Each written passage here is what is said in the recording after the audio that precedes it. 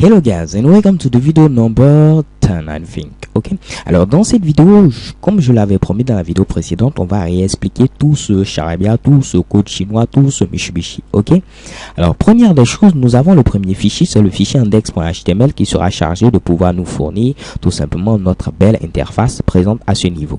Ok, alors ici on a du code HTML basique et on a par exemple ici le titre H1 Ajax numéro 1. Ensuite, entrez votre nom comme indicateur. Notre champ de texte qui va recueillir le nom entré par l'utilisateur qu'on a identifié avec name, donc comme ID name. On a également créé une balise générique div qui n'a aucun texte au départ, mais qui a été identifié également par answer qu'on pourra modifier via le code JavaScript. Ok. On a également ici inclus le fichier What's Matter God Mamma Mia, le fichier x1.js. ok, alors ce fichier sera chargé de pouvoir communiquer de manière asynchrone avec le serveur. Alors voyons voir maintenant le fichier x1.js. Qu'est-ce qu'il va faire ce fichier? Alors première des choses, on va créer l'objet XML HTTP request qui va être chargé de pouvoir communiquer avec le serveur. Pour cela, on a créé notre fonction createXMLHTTPRequestObject qui sera chargée de créer cet objet et gérer les différentes éventualités d'erreurs. Alors, la première des choses, on tente de créer notre objet via la méthode XMLHTTPRequest qui est ici une classe plutôt XMLHTTPRequest. Si tout fonctionne, c'est que tout est bon, alors on pourra retourner ici notre objet sans problème. Dans le cas où il y a une erreur, c'est-à-dire que par exemple on a affaire ici à un vieux navigateur, on va utiliser alors ici une vieille méthode pour créer également cet objet en utilisant la classe ActiveXObject en le fournissant en paramètre Microsoft.xmlHTTP. Rappelons que XMLHTTP request a été créé par Microsoft en 99, je l'ai dit et je le redis. Ok, parfait. Ensuite, si on essaie de créer également cet objet, on peut avoir des erreurs. Donc, en cas d'erreur, on affiche tout simplement ici erreur lors de la création de l'objet. De manière globale, on vérifie. Est-ce que nous avons pu créer notre objet? Sinon, on affiche ici erreur. Dans le cas où tout s'est bien passé, on peut retourner ici notre objet.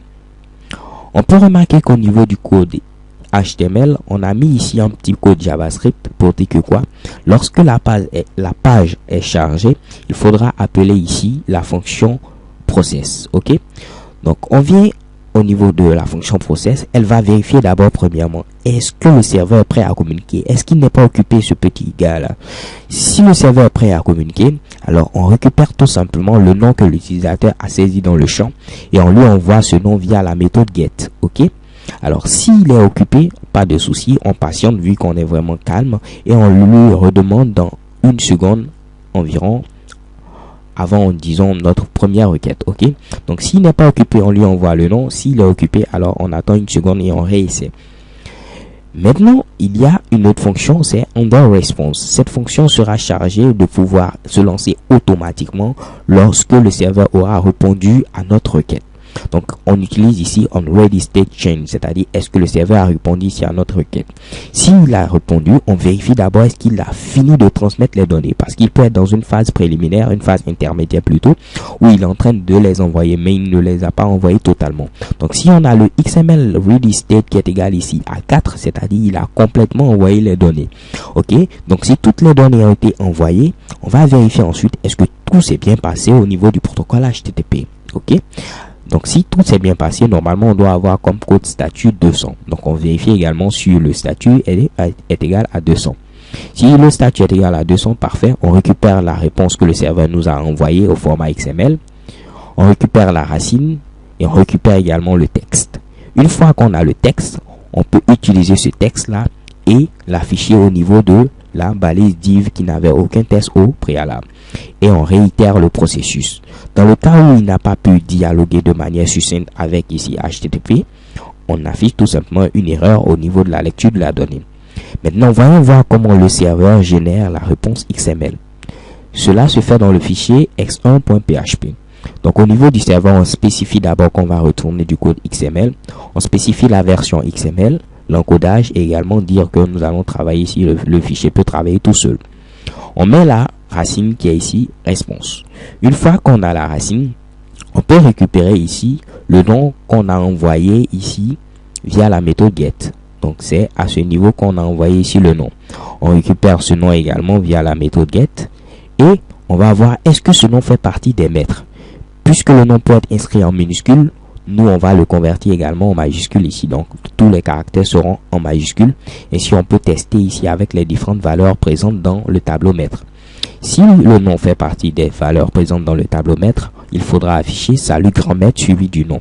XML Entities permet ici de pouvoir gérer quelques injections qu'on peut avoir au niveau de notre code source. Ok. Ensuite, on vérifie également est-ce que le champ n'est pas vide. S'il est vide, c'est qu'on doit afficher ici coucou étranger, quel est votre nom. Dans le cas où le champ ne fait pas partie des maîtres, n'est pas vide, alors on va afficher tout simplement oh my god, je ne te connais pas. Ok. Alors testons une dernière fois. Assez amusant ce programme. Je ne mets du charabia ici. Oh my god, je ne te connais pas. Je mets par exemple ici Honoré. Salut grand maître Honoré. Shake bam. Everything perfect. Everything okay.